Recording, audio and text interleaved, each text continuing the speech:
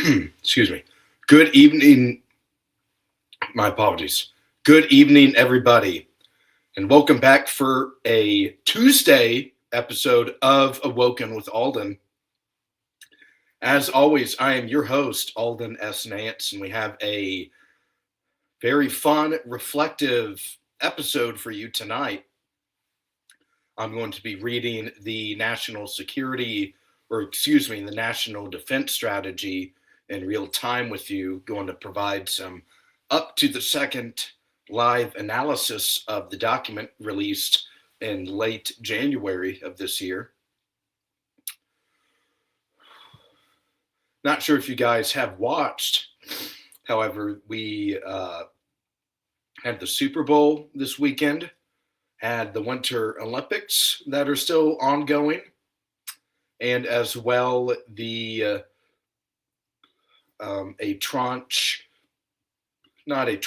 but an update with the Epstein files controversy.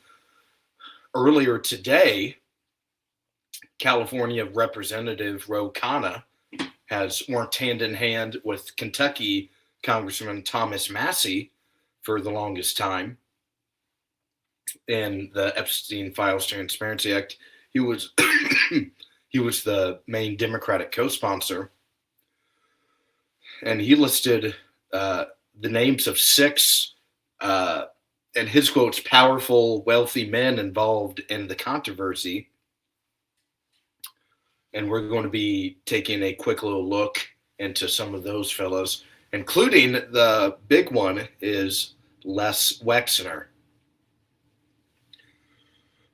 Didn't want to talk about him a whole lot last week, but Wexner was one of the key guys for financing Jeffrey Epstein, awarded him power of attorney, which is insane. I'm not even sure if you do that with your spouse, even. A very awkward, abnormal activity to give anyone other than the most cherished person in your entire life. We also know Wexner is the founder of, it's the modeling agency. It's not Kate Spade. Hang on. Victoria's Secret. That's what it is. So we are, we'll take a look into these people. This cough, man, I'm telling you, I'm getting really tired of this weather here in Washington. It's been under 32 degrees for about 3 weeks straight now. And it's impossible. Everyone in town has the same illness. Today, finally, it felt like some of the snow melted a little bit. Some of the ice, rather, not even the snow. So we're getting a little closer to, hopefully, spring. But we will hopefully I can recover from this horrible, deadly illness here soon. Wanted to talk about, so we did the quick little, so if you joined the live stream this morning, thank you. Did one of those morning streams, just trying to talk with people, wish everyone a happy Tuesday, a good morning, wishing everyone a great day at their school or place of employment as we battle another day on this great game we get to play called life. So if you check that out, wonderful. Got and a big channel update. We are now, I did kind of plan this, have wanted to get to this topic for a little while, but also we are at 300 subscribers on the YouTube channel as of this morning. So if you're here, thank you very much. If you've subscribed, I deeply appreciate your support. And you have joined the Awoken as well. You've done a service to yourself and your personal life. So thank you very much.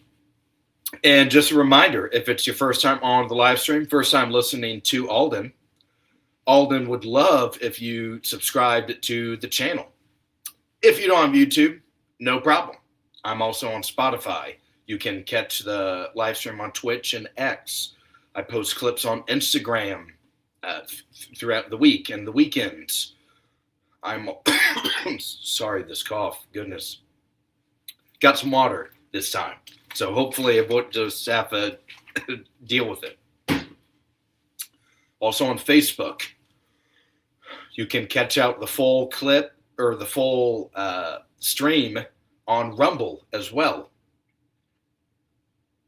Additionally, hang on. We're on 7 platforms: YouTube, X, Instagram,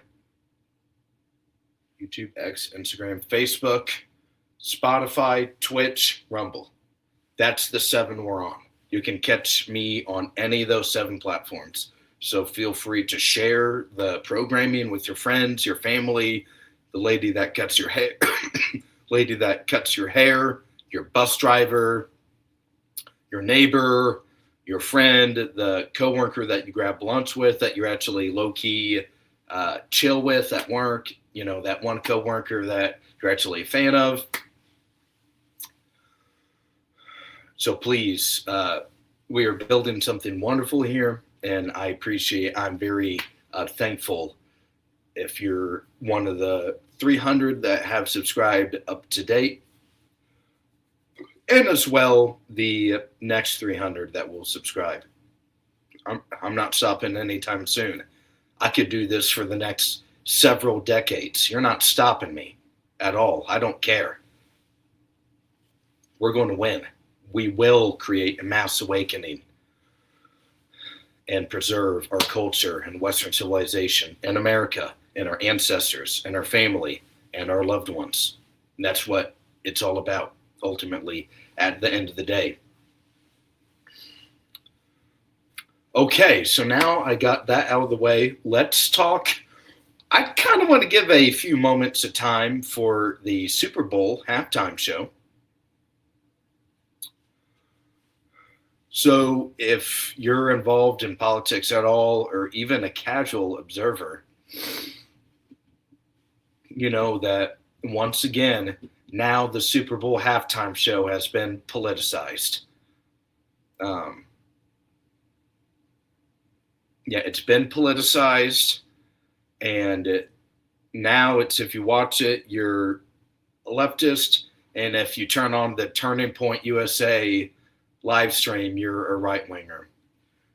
I've mentioned this several times on past episodes. Whether it's the federal, when we're talking about mass deportations, whether it's the federal government and the state government not getting along and having a unified response to the efforts of the Trump administration.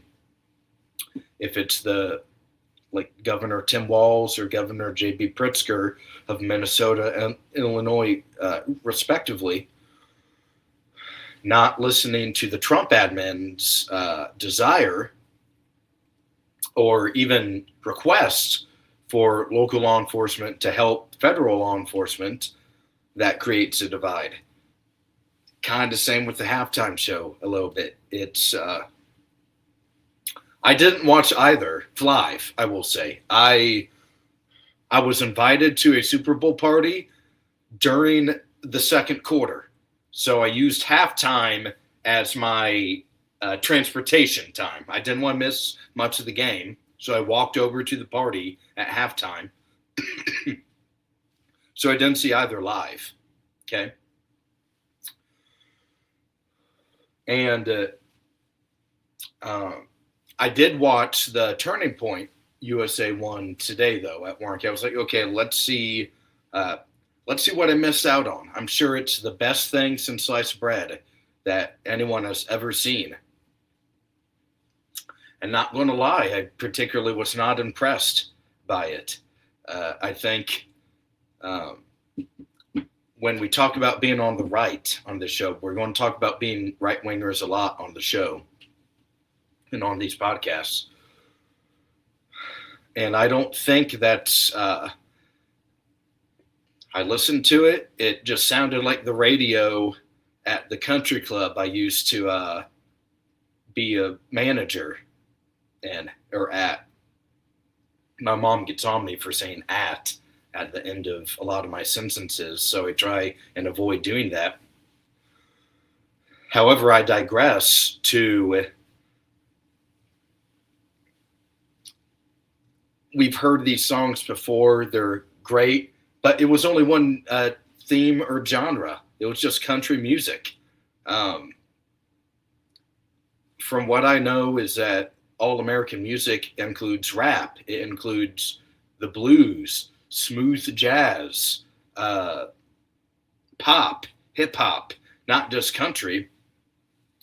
And some of the, like for example, Kid Rock, that stuff. He's the kind of guy that I'd listen to him with my dad, like in the truck. You know what I mean? Like going to school or maybe not that age, but like that's someone my dad introduced me to Kid Rock. Just seems a little old. Not saying he was particularly bad, but it wasn't anything particularly impressive in my view. Not going to lie. I haven't watched the Bad Bunny thing, and I know the main gripe with that was that it wasn't in English, and yeah, you can make the the points and the counter arguments, and I think that's perfectly fine. But from what I heard about how woke Bad Bunny was supposed to be, I was expecting trannies and a bunch of children at a drag queen story hour on the stage. I was expecting a lot more stuff like that. From what the hype about this guy being so woke and left wing, I didn't see any of that, at least from the clips on Twitter, or my friends for sure at work would have noticed it, or someone would have sent me a tweet, or something like that, right? So it wasn't as, I think it was a mistake, because now just imagine it. Just go ahead and take a quick step back. You're at your buddy's Super Bowl party. It's the big game. Everyone's just chit-chatting. No one really cares about the game. In the grand scheme of things, it's a wonderful excuse to hang out with people you love and care about, right? Let's be honest. It's probably not your team. 95% of the time, it's not your team. So you're there for another reason. You're there to the Super Bowl is American culture. That's something every year everyone has a party or goes to a party or wants to be with people. You go to a bar. You go. I remember growing up. There was a great rotation. My family and a bunch of other family friends had a kind of like the president going to, whether he's speaking at the Army or the Navy or the Air Force or the Coast Guard every 4 years. It was almost like that with my family friends.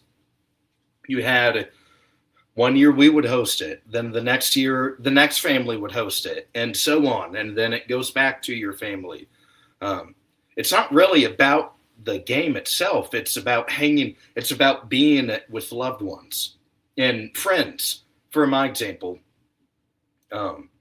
I didn't know everyone at the party I attended, but you're there on a very fun occasion, right?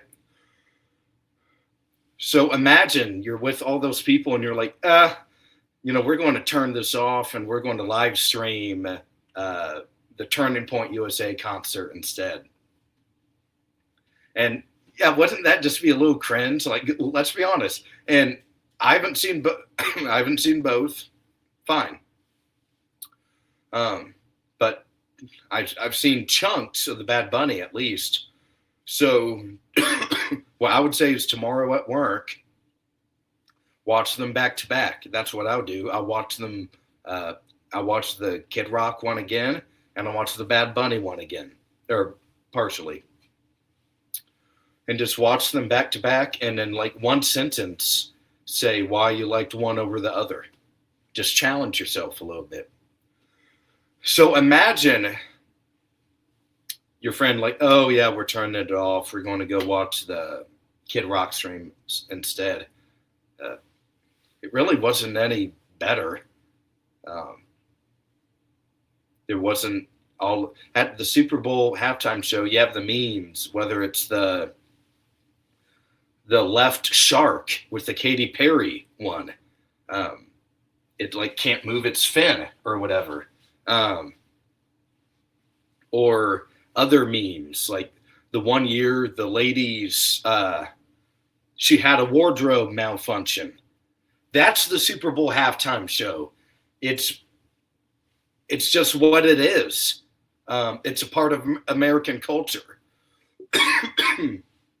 Yeah, it wasn't all in English, but that's just the reality of it.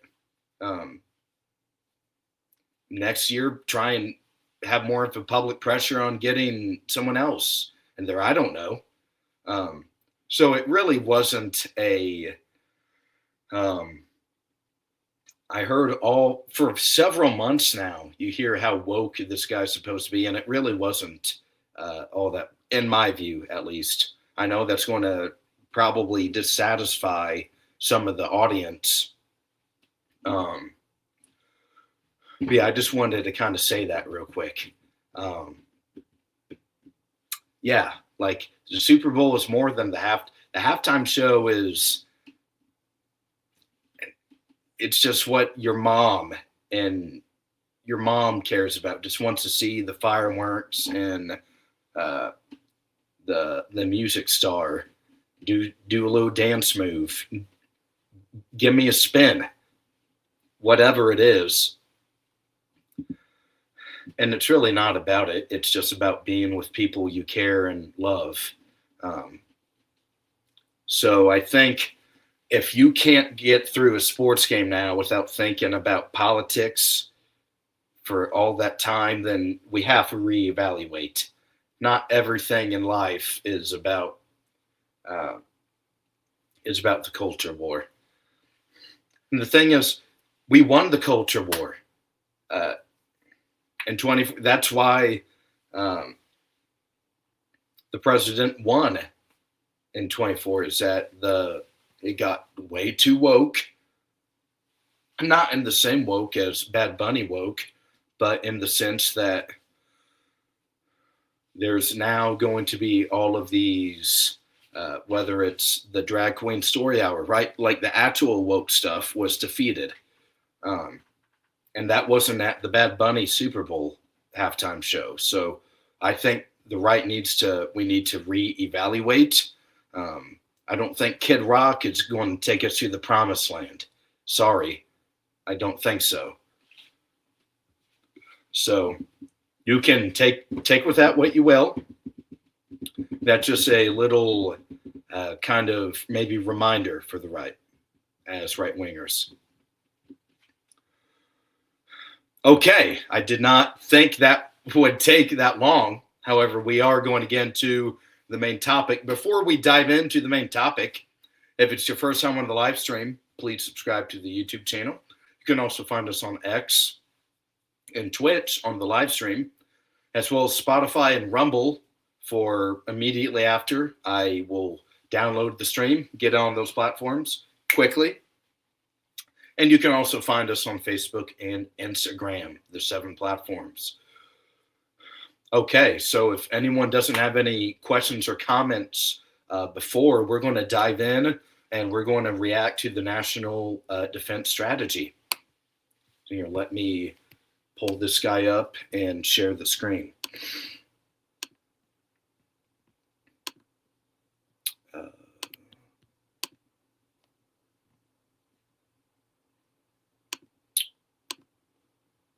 All right, let's, here, need to get the right guy. Perfect. Okay.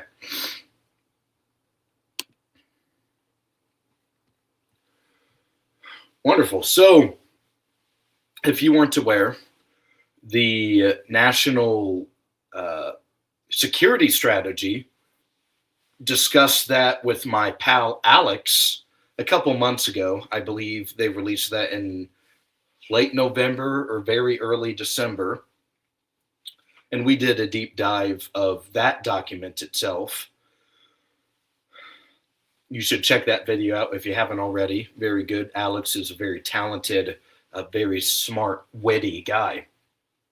And he was able to provide some in-depth details and analysis when it came to that document. But we kind of read that before, right? And that strategy, I believe, is released either on an annual basis. I believe annually or biannually or something like that. It's more frequent than the National Defense Strategy, though. I believe this guy is released only once every 4 years. And like one admin. So one POTUS, one National Defense Strategy. Pete Hegseth is now the Secretary of War. His team and himself prepared this. And we're going to be taking a check out on it. Just a quick kind of things that, sorry. There we go.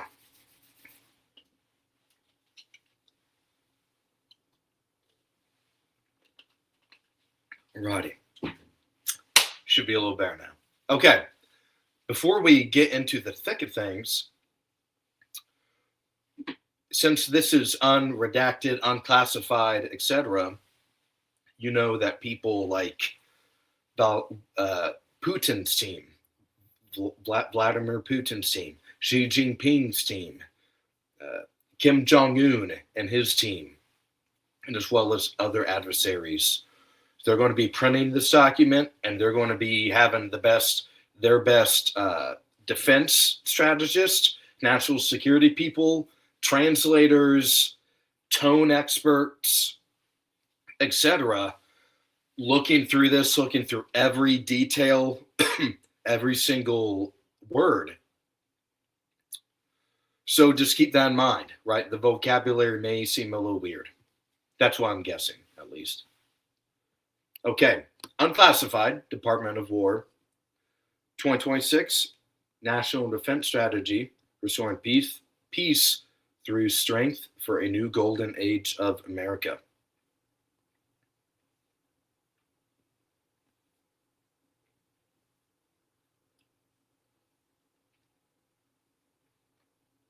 Alrighty, let's get through the intentionally blank pages.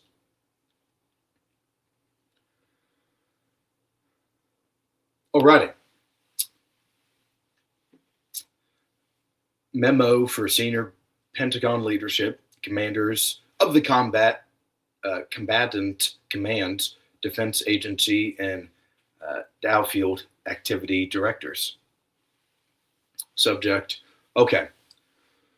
For too long, and I'm not going to read every single word. Okay, like you don't have to worry about that. I'm just going to kind of skim through it. Get the main points out. For too long, the government neglected, even rejected, putting Americans and their concrete interests first. Previous admins squandered our military advantages and the lives, goodwill, and resources of our people for grandiose nation-building projects and self-congratulatory pledges to uphold cloud castle abstractions like the rules-based international order. President Trump entered office with a nation on the precipice of disastrous wars for which we were unprepared. He has changed that, courageously putting Americans first to truly make America great once again. Under his leadership, the U.S. has the world's strongest, most lethal, and most capable military. Indeed, the most powerful military that this world has ever seen. No longer will the department be distracted by endless wars, interventism,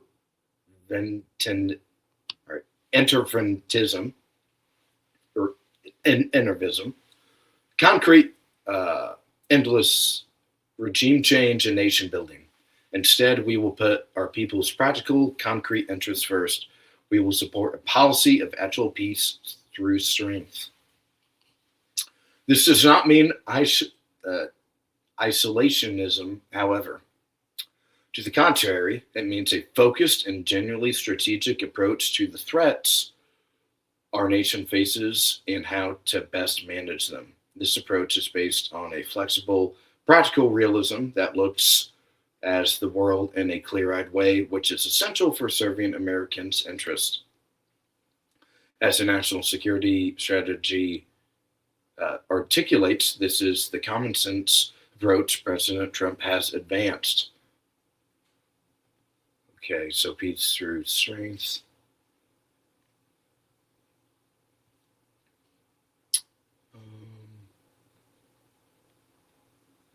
Let's see if there's anything there. Okay, let's go, table of contents.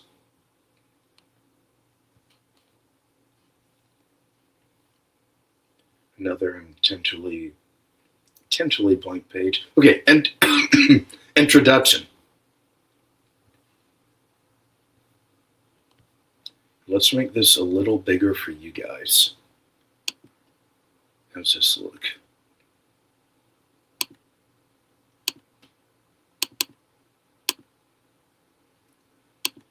Let's go 200%. Okay. Yeah, you guys should be able to see this much better, I believe.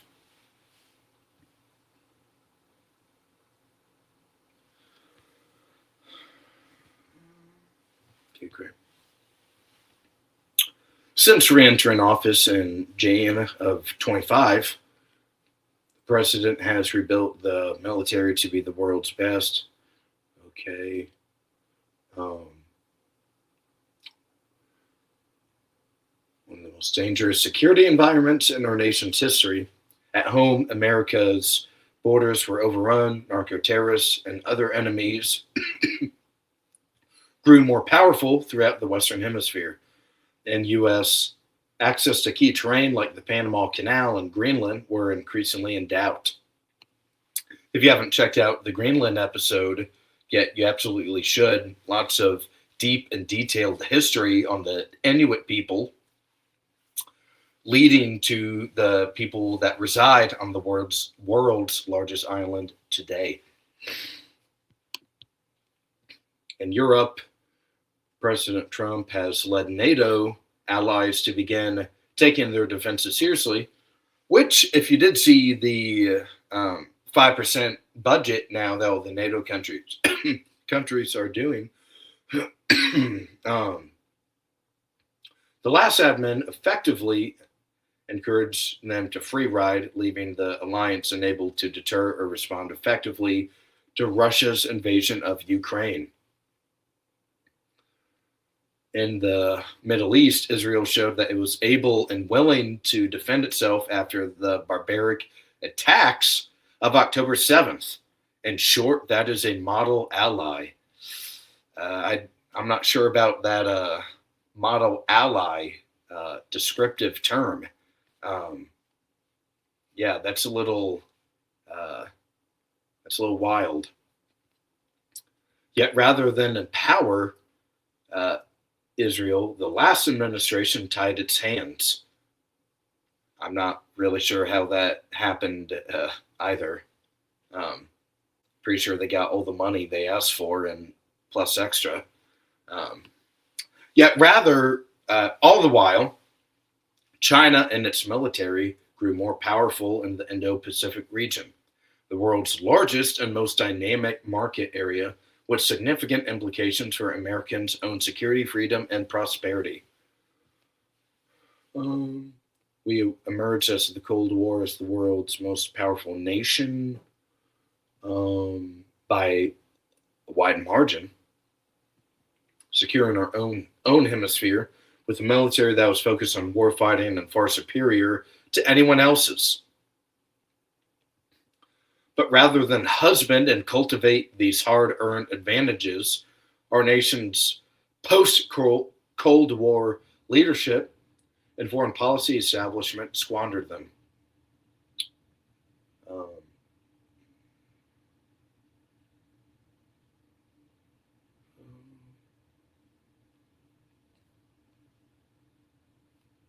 let's go to the next page. We've read that one. Good job.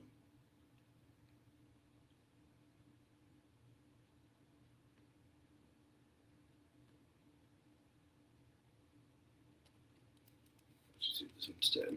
Yeah, just click the button. Okay.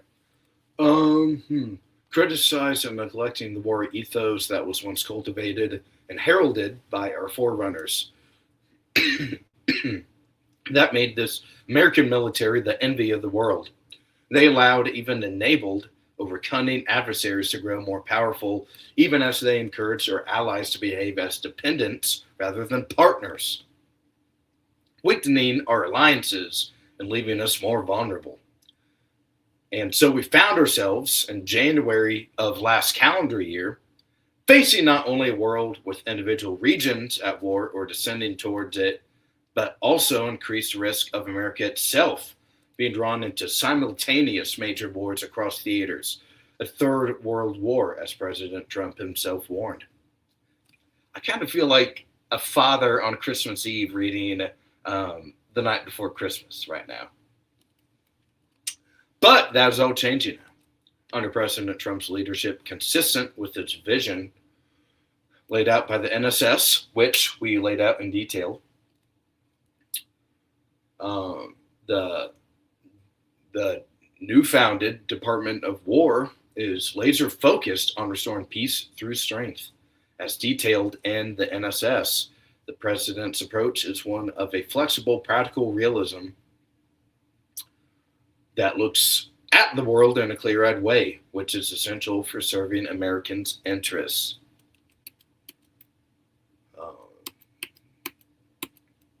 Okay, so here's kind of our first meat that we're going to bite off. At Ronwin Nance, good evening. Good evening, Ronwin. Thank you for joining the stream. Hope you had a wonderful day.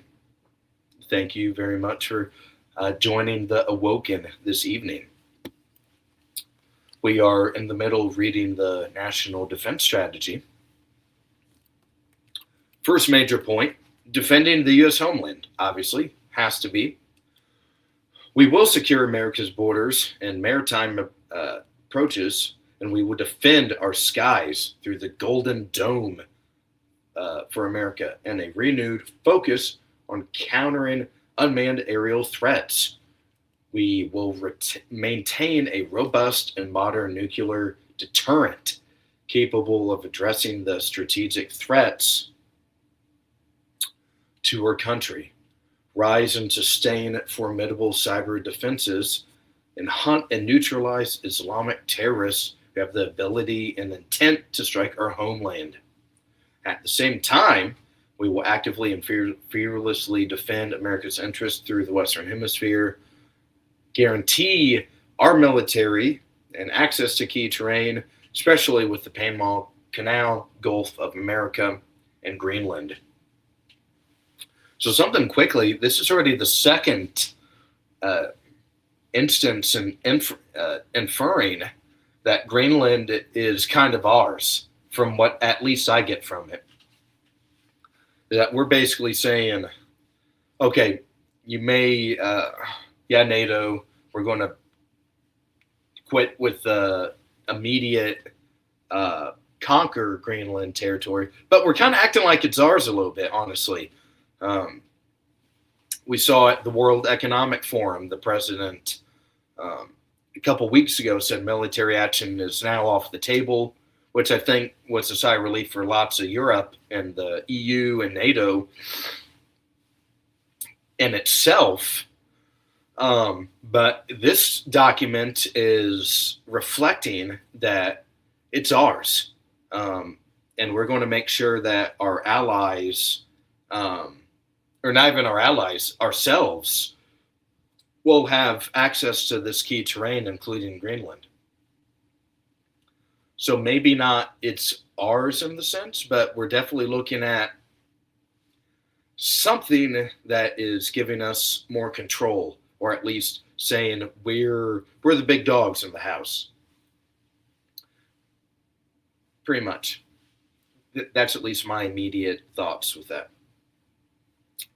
We will provide President Trump with the military options to use against narco-terrorists wherever they may be, and will engage in good faith with our neighbors from Canada to our partners in Central and South America. But we will ensure that they respect and do their part to defend our shared interests. And where they do not, we will stand ready to take focused, decisive action that concretely advances our interests. This is the Trump corollary. We've talked about that before as well. Kind of what this paragraph just mentioned. However, the just some specific details: Canada, 51st state, kidnapping Maduro, helping the president of Argentina win his election, talking crap about the president of Mexico and Colombia, the Greenland conflict escalation, Gulf of America, and there's probably a couple others, right? Maybe now the next play is Cuba, potentially. Now that Venezuela more or less has been halfway, at least leadership decapitated, Cuba could become the next big play with the Western Hemisphere defense and dominance strategy. And the Monroe Doctrine. And America's military stands ready to enforce it with speed, power, and precision, as the world saw in Operation Absolute Resolve. Okay, so tomorrow I wanted to actually talk about Taiwan as the Awoken Wednesday episode. Going to do Japan instead, because they just had snap elections on Sunday, and the prime minister gained a supermajority, and the Diet, the lower house of the Diet, which will be able to advance and embolden her nationalist interests in Tokyo. But that's for tomorrow. But Taiwan is still a pretty big deal. She has made some comments about Taiwan as well, saying an attack against Taiwan would be met with a response from Japan, that it's absolutely unacceptable and off the table immediately. So we're going to be talking a little bit about that tomorrow. But Taiwan is still big because now with Maduro gone, the Chinese got to think, well, now to cancel that flip, almost like with the Electoral College in the United States. They flipped a state. We got to flip a state our way. And Taiwan is they're pursuing that prize. And who knows? It's going to become, by the end of this calendar year, I guarantee it, you will know a lot more about Taiwan than you did before this year. However, we are, here's a little section about the Indo-Pacific. The president, as he seeks a stable peace, fair trade, and respectful relations with China, and has shown his willingness to engage with Xi Jinping directly to advance these goals. However, the president has shown it is important to negotiate from strength and has tasked the Department of War accordingly. Consistent with his approach, they will seek an open, wider range of military to military communications with the People's Liberation Army, with a focus on supporting strategic stability with Beijing. However, we will also be clear eyed and realistic about the speed, scale, and quality of China's historic military buildup. Yeah, I'm not sure if you saw the deal last, or they had a military parade probably 6 to 7 months ago now. Um, Again, it's just their military parade. It's their military state propaganda. It looked formidable, though, right? Like you can't look at that and say, huh, nothing. To prevent anyone, including the Chinese, from being able to dominate us or allies, in essence, to set military conditions required to achieve this goal of the balance of power in the Indo Pacific that allows all of us to enjoy decent peace. We will erect a strong denial defense along the first island chain. So that's a pretty big line right there. Because guess what island is on the first island chain or included within it? Taiwan. Yeah. So that's and writing now in this document, we have confirmation that we're not going to just let them take that. We've seen in China, they released the white paper a few years back about their desire to be able to militarily put themselves in a position to seek regime change in the Republic by 2027. And as you know, we're in early February of 2026.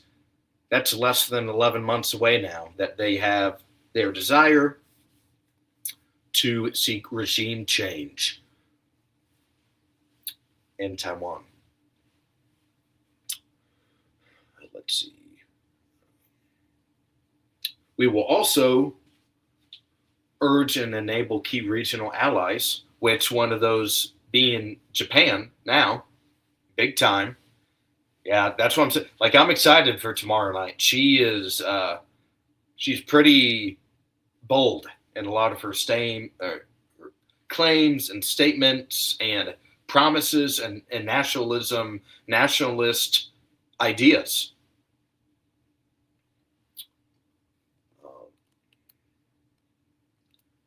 We will, here, let's see. This is how we will, establish position of military strength, negotiate favorable terms. This is how we will help with vision for peace in the Indo-Pacific. Okay.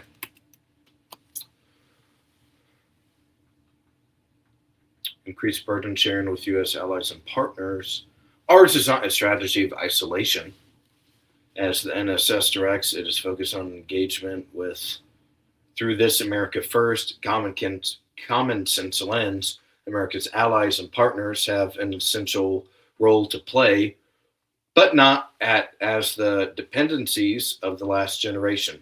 Rather, as the department rightly prioritizes homeland defense and deterring China, other threats will persist. And our allies will be essential to dealing with all of them. Our allies will do not as a favor to us, but out of their own interests. So you see right there, essentially, it's again another way of the United States saying we're the top dog. Any ally wouldn't be here without us. Very much here. I want to give me one moment.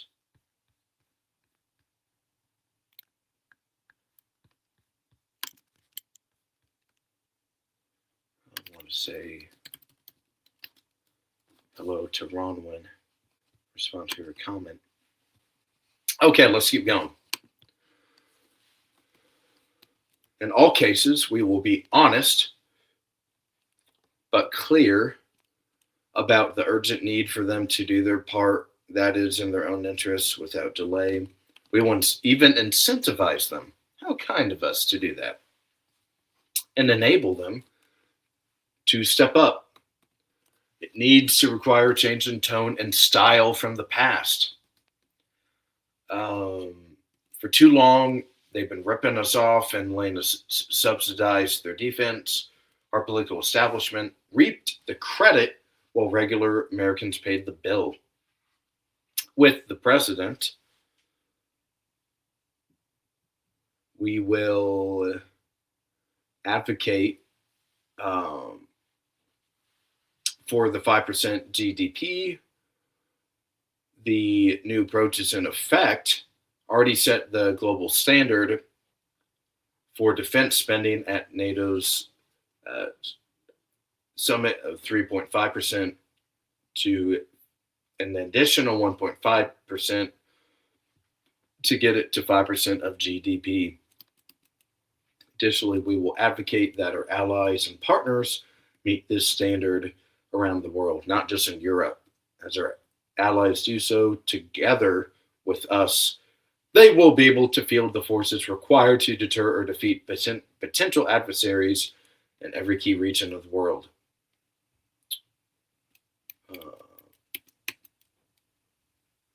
Supercharge the U.S. defense industrial base. The president leading once in a century revival of America's industry, reshoring strategic industries to the United States and revitalizing the industries previous generations have shipped overseas.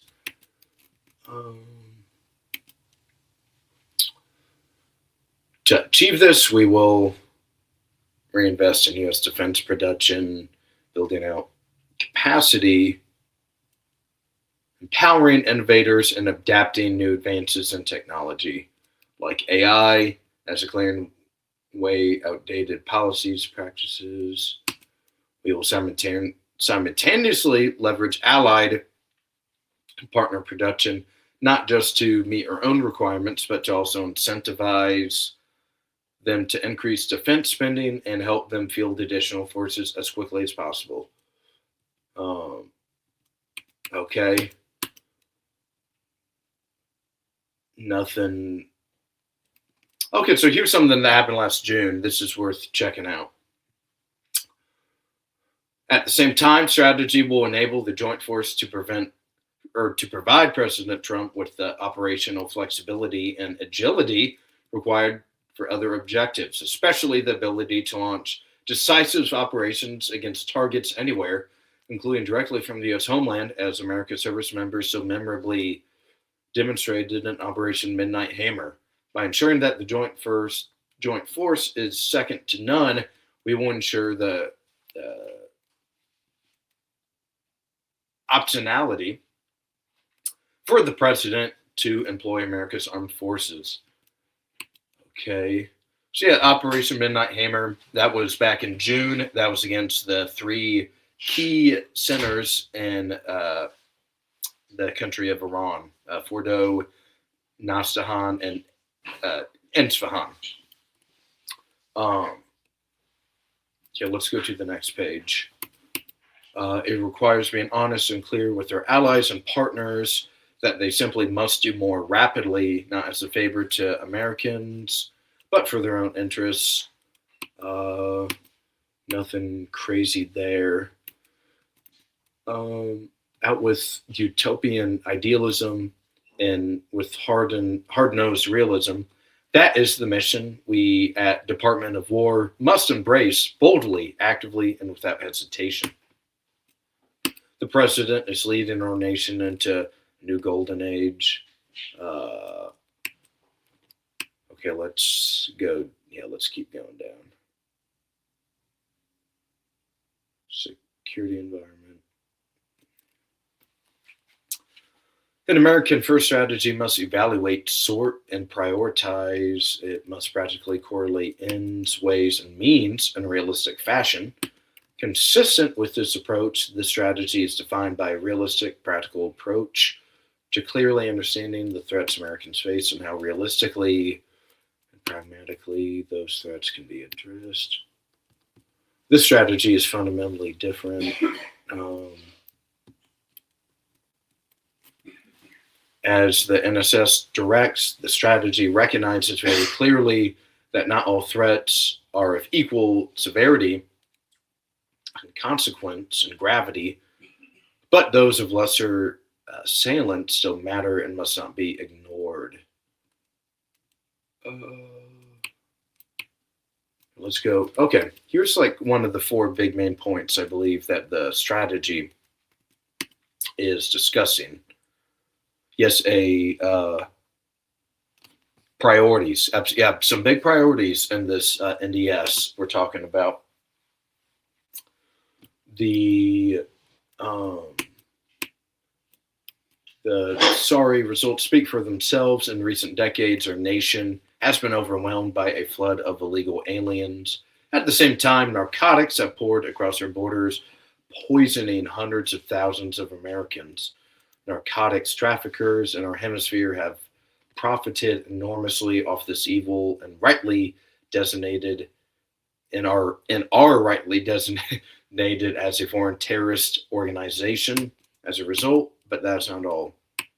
Operation Southern Spear shows that the president is deadly serious about narco terrorists, stopping them from trafficking narcotics. So we've seen this a lot, right? We're looking at this was the main justification for at least what they publicly said about Nicolas Maduro, the former president of Venezuela, now a prisoner in a New York maximum security prison instead. Sorry, I got a bad cramp in my foot right now on my stand for these, and we're going to get through this. But yeah, definitely not feeling the pain that his wife did. Did you see the Band-Aid on her forehead?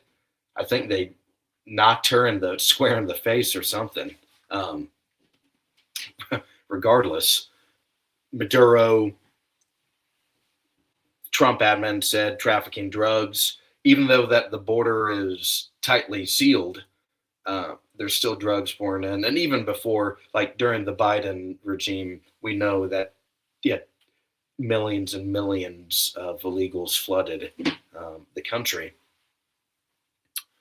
But it was a way for, I'm sure, the military industrial complex saw that Maduro was on like his last leg in Venezuela, and it was a time to go get him. Pretty much is what I'm kind of thinking with that. So, Maduro thought he could poison Americans, and Operation Absolute Resolve taught him otherwise, and that other narco terrorists should take note. So that's what the admin is trying to push in this document. Let's see. Other military threats and other nuclear threats, variety of conventional strike and space cyber electromagnetic warfare capabilities. At the same time, we have severely degraded Islamic terrorist organizations like Al Qaeda and ISIS in most recent decades. However, these actors continue to adapt and pose a credible threat. Okay, at CZV, beyond most sexy, beautiful man on the internet. Thank you. I appreciate the compliment. Very kind of you. American interests are also under threat throughout the Western Hemisphere, as well as as early as the 19th century. Our predecessors recognized that the U.S. must take a more powerful role. Essentially, the Trump corollary, right, gave rise to the Monroe Doctrine and the Roosevelt corollary, but as wisdom as of this approach was lost, as we took our dominant position for granted, even as it started to slip away. As a result, we have seen adversaries' influence grow in Greenland, which, if you checked out the Greenland episode I did a few weeks back, that the Chinese released a white paper in 2018 with their hopes and desires of uh, having a much more of an influence on the world's largest island, as well as they would help assist setting up mining capabilities and other infrastructure for the Inuit people.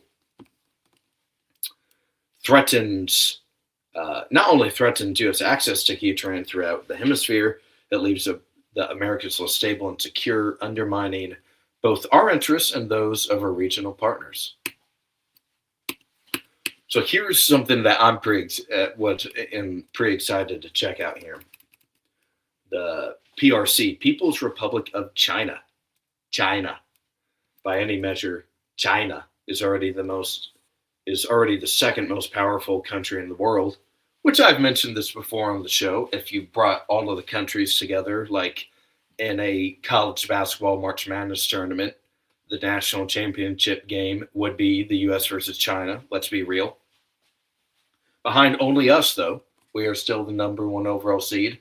Don't ever let anyone tell you, whoa, okay, yeah, I'm not going to read that comment. We're going to keep going. By any measure, though, China is,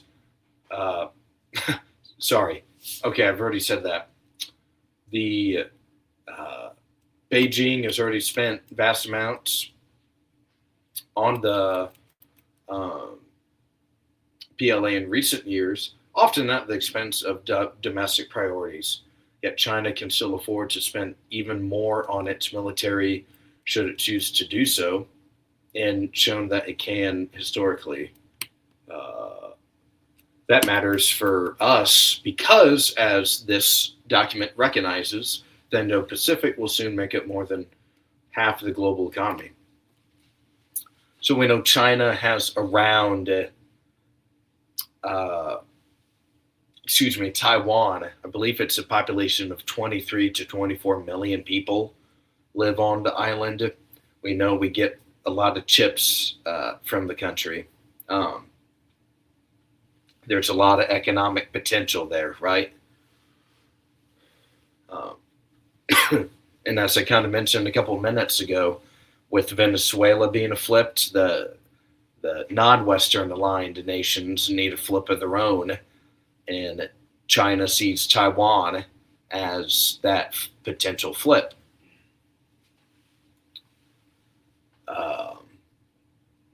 So our security, freedom, and prosperity are linked with our ability to do trade and engage from that region.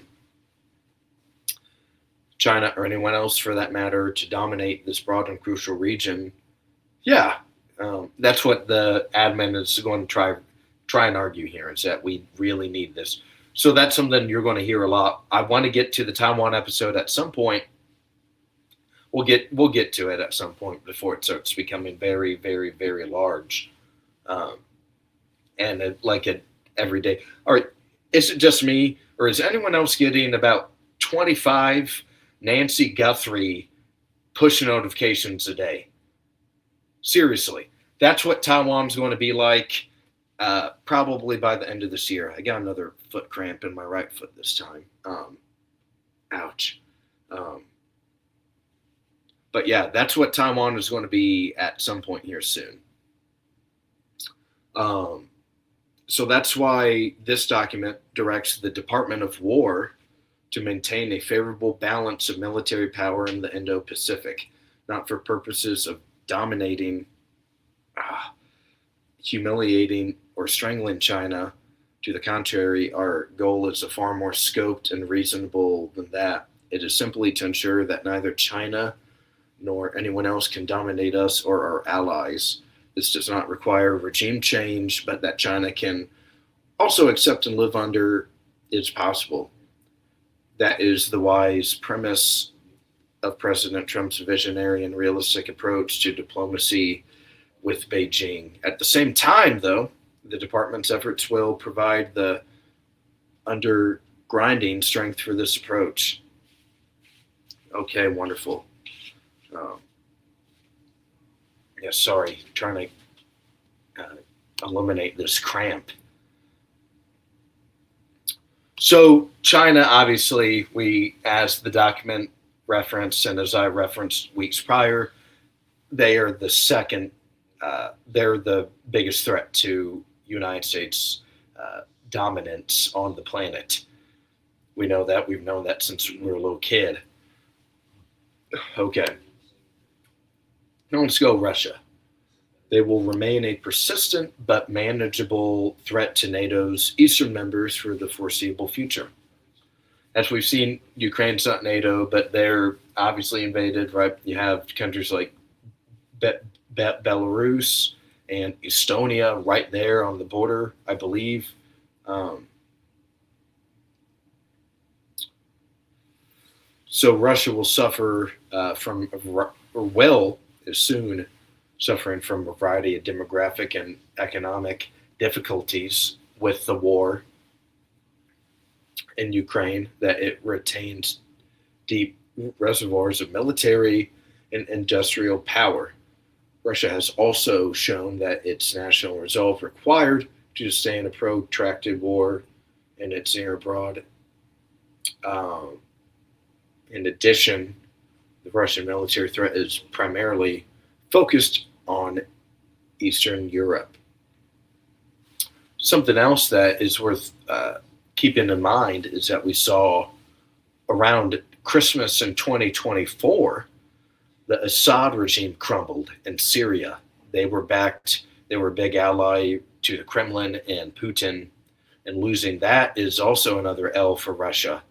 Um, Maybe here at the end, if we have time, we can kind of screen share, talk about where Russia has kind of picked up a couple of states or a couple of countries and kind of mid-northern Africa, kind of maybe western North Africa, like bottom, like north southwestern Africa, something like that. But I digress. It's still they're still focused on Eastern Europe. It possesses the world's largest nuclear arsenal, which it continues to modernize and diversify, as well as undersea, space, and cyber capabilities that it could employ against us. We will ensure that U.S. forces are prepared to defend against Russian threats to our homeland. NATO itself. Yeah, so it sounds like something that maybe some people have been thinking is that in the near future that the U.S. might start trying to exit NATO, and this document doesn't seem to have a whole lot of charged language supporting that theory, at least as of right now, especially giving the other NATO nations credit for spending more, yes, getting up to the 5% deal and marker, the desired marker. So yeah, European NATO dwarfs Russia in economic scale, population, and thus military power. At the same time, although Europe remains important, it has a smaller and decreasing share of global economic power. It follows that although we are and will remain engaged in Europe, we must and will prioritize defending the U.S. homeland and deterring China. So you kind of had a little bit of both, right? That last couple sentences kind of countered what I was just signaling.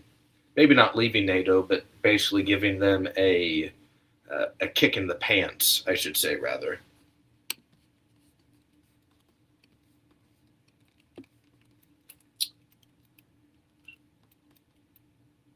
Okay, so here's a little graph. Fortunately, our allies can be more powerful. Germany's economy alone dwarfs that of Russia.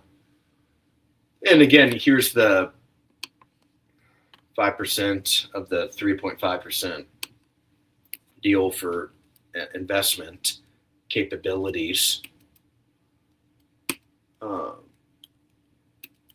Oh, here's something big. Okay. So our NATO allies are therefore strongly positioned to take primary responsibility for Europe's conventional defense with critical but more limited U.S. support. This includes taking the lead in supporting Ukraine's defense.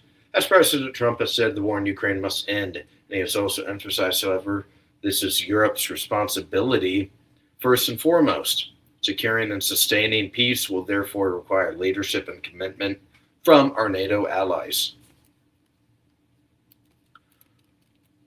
Okay, so pretty good little piece on Russia, right? They're basically admin saying, we're doing this, here's what the rest of Europe needs to do in the future. That's, I'd say, summarize that quickly.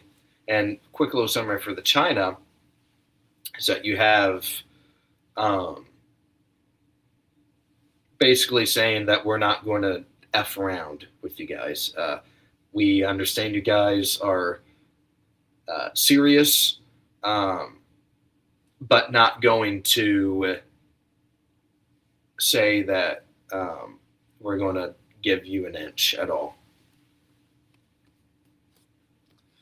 Okay, now let's shift to the Middle East. Something we've talked about this conflict a lot on the show. Iran. The president has made it clear that Iran will never be allowed to obtain nuclear weapons. And with Operation Midnight Hammer, he showed that he follows through on his word decisively. No other military in the world could have executed an operation of such scale. Yet the joint force did so flawlessly and obliterated their nuclear program, which I have questions about because tomorrow, Benjamin Netanyahu is visiting the U.S. for the sixth time in 13 months. He's averaging about every 2 months he's making a visit here. They met just a couple days after Christmas. They've met, I think, probably 3 times since I launched this show. At least 2. So I don't really believe that at all. I think I don't think the nuclear program is obliterated. It might be damaged, maybe set back for a period of time, but it's not dead by any means. Heck no. Support to Israel's defense throughout the 12-day war, enabling Israel's historic operational and strategic success. Well, I don't believe that either. I think that's why they wanted the war to end so much, is that here's what Iran has that Netanyahu wanted the president to get involved with last time when he met for the 5th time, is that Iran, they have a F-ton of cheap missile. They have a strong missile defense program that can, and Israel, it's a tiny country. It's about this big in the grand scheme of things. They cannot survive that. The Iron Dome cannot sustain for that long. They will be obliterated themselves. If Iran and Hezbollah, plus the Houthis, if they all launch everything, there won't be a country anymore. So I don't believe that at all either. I'm not sure what that is. Let's go back to this. The axis of resistance. What is the axis of resistance? The big Triple H proxy. Hamas, the Houthis, and Hezbollah. The big 3 for the Iranian regime, plus the Revolutionary Guard, you can argue is almost a proxy of itself, plus the Iranian military, plus Shiite militias in Syria and Iraq, like the Popular Liberation Force in Iraq, which is now a vassal state for the regime. Israeli operations have let Hezbollah and Hamas severely degraded, which to my knowledge, Hezbollah has more rockets than countries like Germany and Australia. Even after the decapitation strikes last 2 Octobers ago, or 2 early Novembers ago, is that even though they got Hassan Nasrallah, all Hezbollah did was plug in Nam Qasim a few weeks after, and he's the leader. You have decapitation strikes, but the group is still there. Um, really, at the end of the day, nothing all that much fundamentally changed other than leadership regime change through an assassination. At President Trump's direction, the U.S. has also launched Operation Rough Rider, which degraded the Houthi strike capabilities and ultimately compelled the Houthis to sue for peace and stop shooting at U.S. ships. That's another pretty big thing. You have the last spring in 25, the little conflict there, the Red Sea. We've talked about the Red Sea a whole bunch on the show with the Somali pirates, the little Port of Sudan, the Houthis.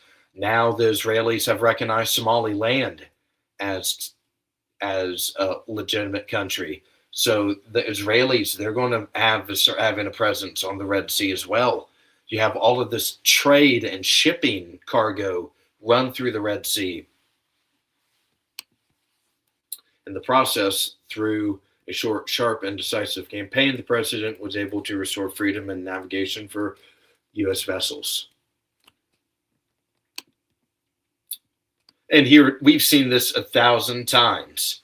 Even though that we just obliterated their nuclear program, they're going to start rebuilding and reconstituting its military forces.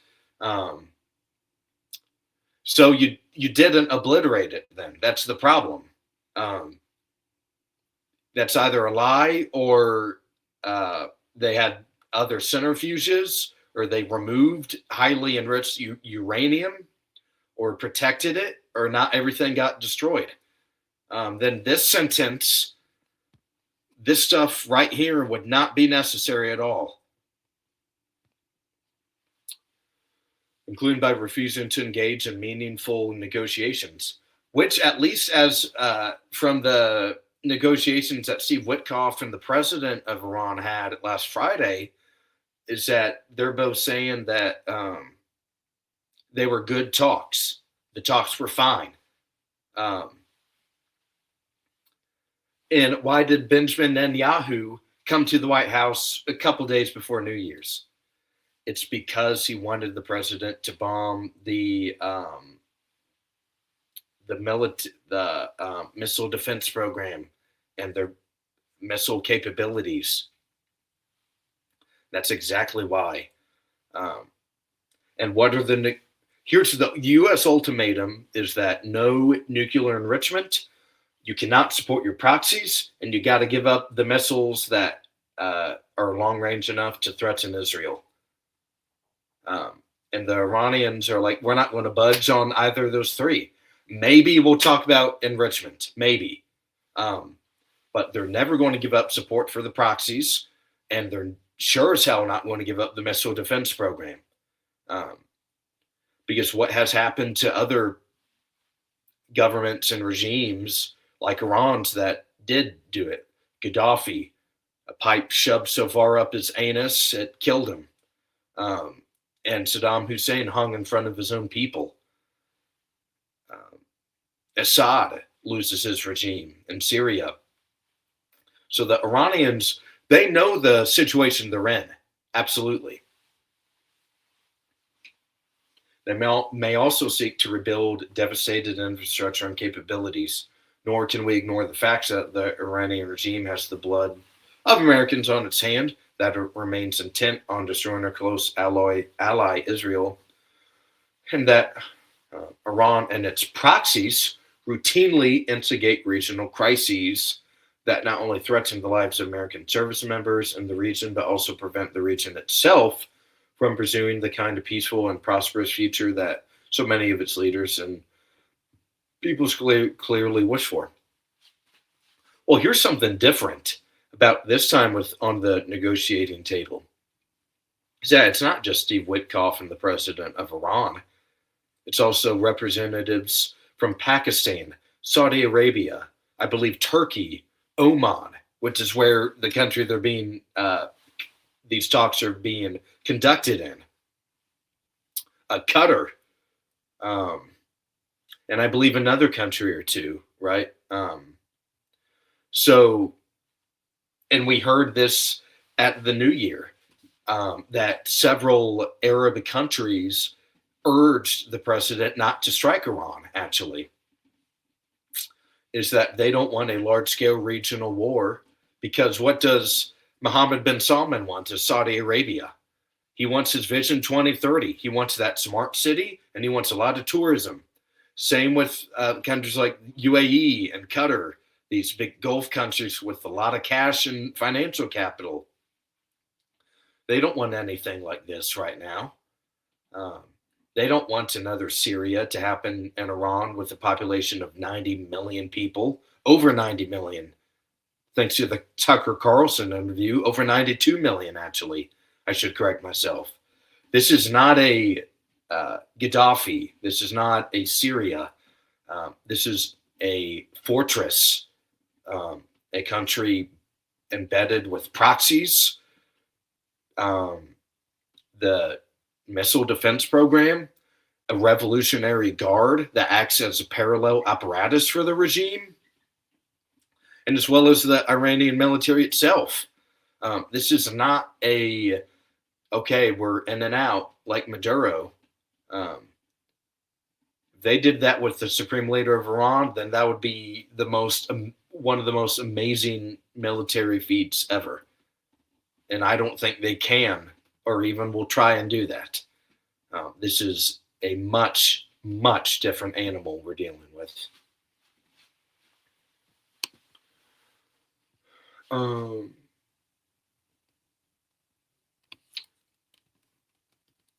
Yet there are significant opportunities before us as well. Israel has long demonstrated that it is both willing and able to defend itself with critical but limited support from the US. Israel is a model ally, which again, I don't agree with that at all. And we have an opportunity now to further empower it to defend itself and promote a shared interest, building on the president's historic efforts to secure peace in the Middle East, like in the Gulf. U.S. partners are increasingly willing and able to do more to defend themselves against Iran and its proxies, including by acquiring and fielding a variety of U.S. military systems. It will also enable us to foster integration between regional partners so that they can even do it, so that they can do even more together. Yeah, we're just going to have to kind of see with that. I really don't believe a whole lot of what the government tells us about the Middle East as a whole, but we're just going to have to keep an eye on this. Alrighty, let's look at Supreme Leader Kim Jong-un. Democratic People's Republic of Korea poses a direct military threat to the Republic of Korea, as well as to Japan, which we're going to be talking about tomorrow night, both of which are U.S. treaty allies. Although many of North Korea's large conventional forces or aids are poorly maintained, South Korea must stay vigilant against the threat of a North Korean invasion. That would be pretty ballsy. There are also the missile forces are striking targets in the ROK in Japan with conventional and nuclear weapons, which we know they do. If you, one of the first episodes I ever did, check it out, the Axis of Evil, Price is Right episode, talk about Iraq, Iran, and North Korea and their conquest or lack of conquest to develop a nuclear capability and a conventional program. At the same time, their nuclear forces aren't capable of threatening the U.S. homeland, growing in size and sophistication, and they present a clear and present danger of a nuclear attack on the American homeland. So a pretty quick, not a whole lot for North Korea. And I think everyone kind of knows the deal with North Korea is we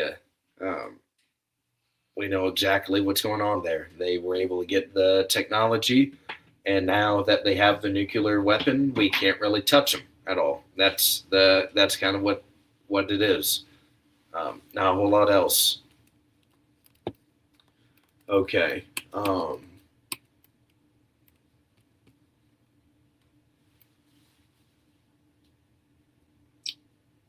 Let's see. Such a scenario would be less of a concern if our allies and partners had spent recent decades investing adequately in their defenses, but they didn't. Uh, with rare exceptions, they were too often to allow the U.S. to defend them, while they cut defense spending and invested in things like public welfare and other domestic programs, nor were they the only ones at fault.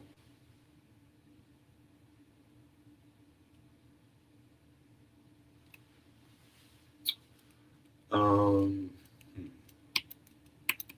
Fortunately, that is over now. As the president has made clear, our allies and partners must shoulder their fair share of the burden. Uh, Thanks to, especially in Europe and South Korea, they have stepped up, which is why it's an essential ingredient of the strategy. As the DO Department of War prioritizes growing the joint force and advocating defense spending top line to support such growth. Uh, if our allies and partners invest properly in their defenses with a new global standard such as the Hague Summit, together we can generate more than enough forces to deter potential opponents, including if they act concurrently. Okay, in these ways, we will maintain favorable balances in each of the world's key regions. In the Indo Pacific, our allies and partners elsewhere will take primary responsibility for their own defense with critical but more limited support from American forces. This will enable President Trump to set us on a course to sustain peace through strength for decades to come and leave our alliances and partnerships stronger than they have been at any point since the end of the Cold War.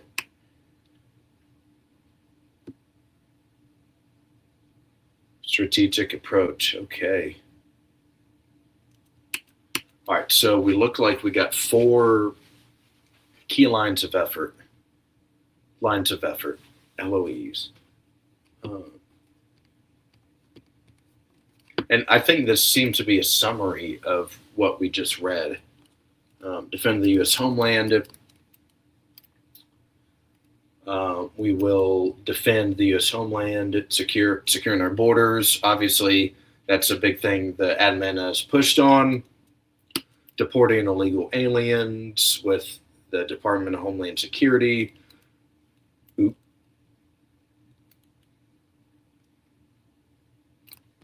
was clicking too many buttons.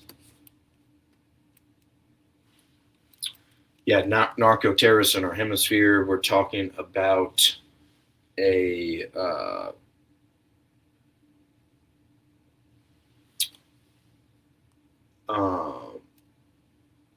like Maduro and Venezuela. So yeah, making sure the Trump corollary pretty much can be summarized to that. And again, this is a pretty big push for Greenland, right? Where there's going to be supply. I don't think the admin is going to be as publicly and aggressively and directly attracted to Greenland anymore because of maybe pushback or maybe how it was seen. But it's going to remain in the back of their head, or they're going to keep privately trying to do something with Greenland for sure. And here's the Trump corollary again. I'll just let you read that for a second.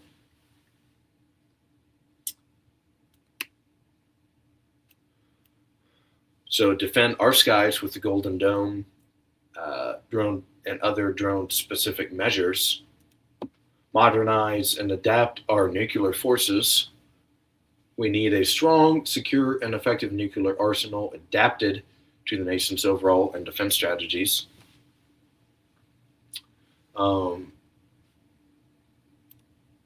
Yeah, we should never be left vulnerable to nuclear blackmail. Defend against cyber threats, which we're hearing, yeah, those always are popping up everywhere. And Islamic terrorists, the department will maintain a resource sustainable approach to countering Islamic terrorists, focus on organizations that possess the capability and intent to strike the U.S. homeland. Second line of effort, China, peace through strength, supporting the same time this desire for a decent peace in the Indo-Pacific, where trade flows openly and fairly, we can all prosper and our interests are respected. The DOW will use these engagements to help communicate that vision and intent to Chinese authorities, while also demonstrating through our behavior and our own sincere desire to achieve and sustain such a peaceful, prosperous future. Excuse me. Can't lose sight, however, of the peace through strength. We will work closely with our allies and partners in the region to incentivize and enable them to do more for our collective defense.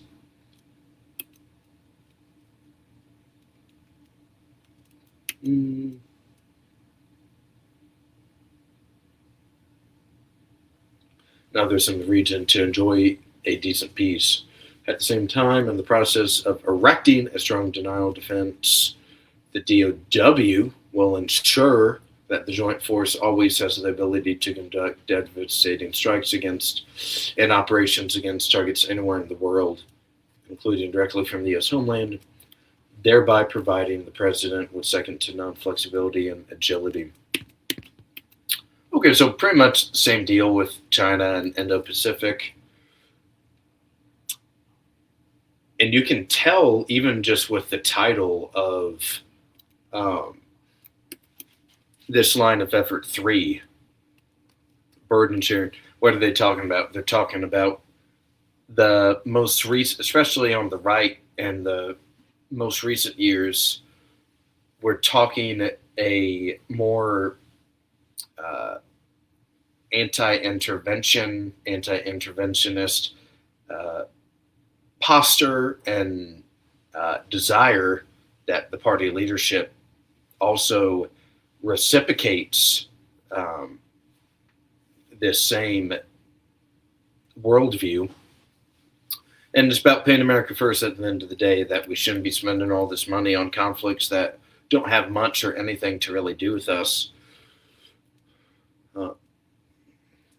Building on the president's approach, the strategy relies on sensibility, making sure that allies take their own responsibility for defending others against threats.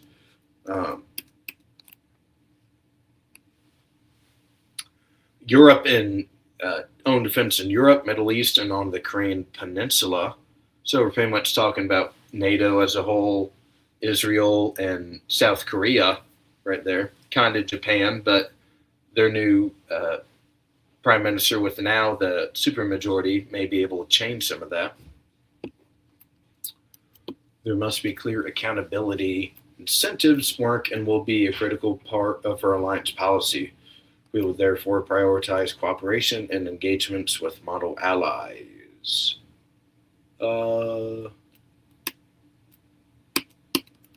Okay, so let's look here. Western Hemisphere, Canada and Mexico have strong roles in defense to prevent illegal aliens and narco-terrorists from reaching our borders. Canada also has a vital role to defend against North America against other threats, including by strengthening defenses against air, missile, and undersea threats. Can help combat illegal immigration as well as degrade narco-terrorists and prevent U.S. adversaries from controlling or otherwise exercising undue influence over key terrain, especially Greenland, Gulf of America, and Panama Canal. Europe take primary responsibility for its own conventional defense is the answer to the security threats it faces. seek to leverage NATO processes and support these goals.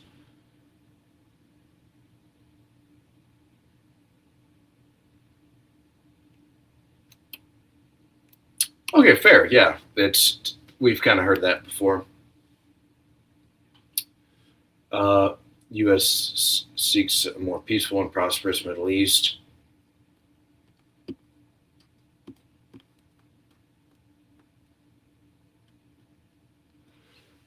To do that, DOW will empower regional allies and its partners to take primary responsibility for deterring and defending itself against Iran and its proxies, including by strongly backing Israel's efforts to defend itself, deepening cooperation with our Arabian Gulf partners, and enabling integration between Israel and our Arabian Gulf partners, building on the president's historic initiative, the Abraham Accords. As we do, the DOW will maintain our ability to take focused, decisive action to defend U.S. interests. Africa. Okay, we haven't heard much about Africa tonight. Let's see what they're saying. The priority is to to prevent Islamic terrorists from using regional safe havens to attack the U.S. homeland, particularly like Sudan. Maybe not Sudan. That's more of a civil war, but like Libya, Burkina Faso, I believe, is the country. They're being invaded by ISIS and they're losing territory over there. So yeah, pretty much same thing. What they were saying about the Middle East is that allies need to do more. It's Africa at the end of the day. Most of the institutions are not deemed legitimate by the population by any means. Seen as corrupt. A lot of them are corrupt, honestly. It's just a sad story. Korean Peninsula, with its powerful military, supported by high defense spending, a robust defense industry, South Korea is capable of taking primary responsibility for deterring North Korea. That's a pretty big one right there. Kind of giving South Korea a point, making them the point guard in that region. Now, the fourth line of effort, supercharge the U.S. defense and industrial base. Our military so it remains strongest in the world. Right, okay, so yeah, this is more just kind of needs to be in the document, just defense that, yeah, we always need to be a strong country and need to have strong capabilities and a strong defense. We will take urgent action to mobilize, renew, and secure the homeland. Our fighting force depends on the DIB to produce, deliver, and sustain critical munitions, the defense industrial base. Our warfighting advantage, we will therefore bolster our organic sustainment capabilities, grow non-traditional vendors, and partner with traditional DIB vendors. Congress making the DIB great again requires a clear vision, strong relationships, and a solid commitment to rebuild the ultimate foundation of our military strength.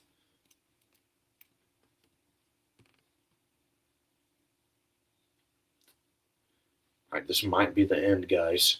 Conclusion. All right, if you made it to the end, please leave the video a like. Thank you very much. Just a little bit more. We're almost there, guys. Taking our nation from the precipice of a world war just a year ago, the president is now leading our nation into a new golden age. One defined by putting Americans first is common sense, pragmatic, and concrete way. No longer will we squander Americans' wealth, resources, and even lives on foolish and adventures abroad. We will not retreat either. Rather, we will unabashedly prioritize our concrete interests with an approach of flexible realism. We will restore the warrior ethos. refocus the American military on its core. Peace is the highest good. We demand only that they respect our reasonably conceived interest of those of our allies and partners who stand stoutly with us. But we at the DOW will ready if our gracious offer is spurred. We know that wishing for a decent peace is not the same thing as bringing it about. Thus, if our potential opponents are unwise enough to reject our peaceful overtures and choose conflict instead, we will prioritize addressing the most consequential and grave threats to Americans' interests.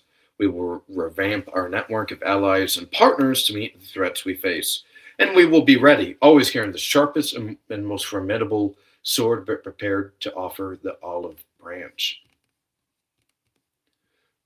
Alrighty, guys, I think you made it to the end. We did. Alrighty, congratulations. Thank you for watching. That was a pretty cool little deal there. Check out. Haven't read one of those before. Here, let's stop sharing. Let's put me back at full screen. There we go. Wonderful.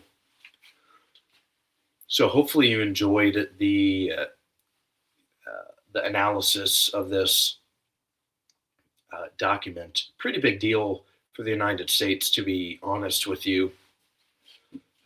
Lots of stuff going on in the world. We've talked about geopolitics a lot on the channel. Some good stuff going there.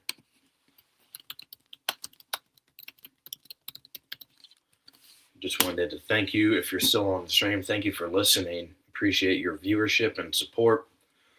We are at 300 subscribers. Sorry, goodness. I had made it like an hour without coughing. However, we are at 300 subscribers. Thank you very much for joining the Awoken community.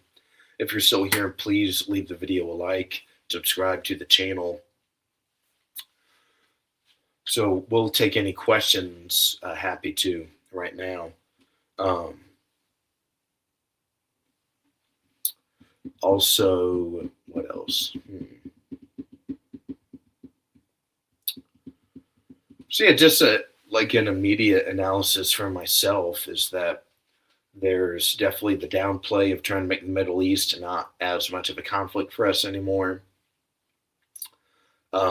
Some interesting, bold strategy on Taiwan and China, as well as not as, there was a mention about North Korea, mention about Africa, really nothing that out of the ordinary there. And really, I thought giving South Korea point was pretty, trying to give them point in that region is pretty big. Tomorrow, if you're still here, tomorrow we're going to be talking about Japan. So you're definitely going to want to come back and check that out as well. They just had snap elections, a bold move by the prime minister. Now her party has a supermajority in the Diet. And we're going to be learning a little bit more about that tomorrow. So thank you very much for tuning in tonight. I'm going to end it there. It was a little long one. Thank you for watching the stream. And you have been awoken with Aulden. All right, much love, everybody. Good night. We'll catch you tomorrow evening. And if not, maybe do a vertical live stream. Might try to go to the White House. Might try to check out Benjamin Netanyahu visiting the White House for the 6th time in 13 months. All right, much love, everybody. Good night. I'll see you tomorrow.